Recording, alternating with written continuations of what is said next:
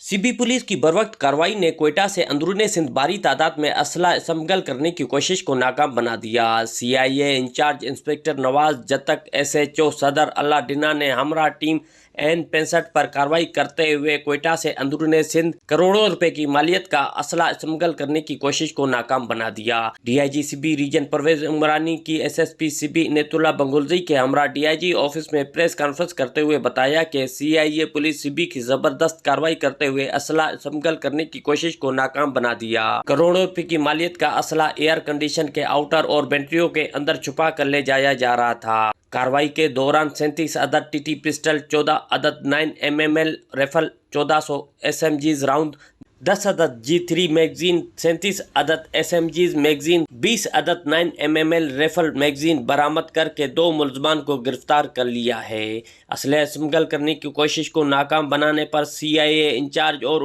उनकी टीम को नकद इनाम और सर्टिफिकेट से नवाजा जाएगा। कैमरा टीम के साथ रिपोर्टर जहूर मक्सी, साथी रिपोर्टर यार अली के साथ वॉइस न्यूज़ सीबी।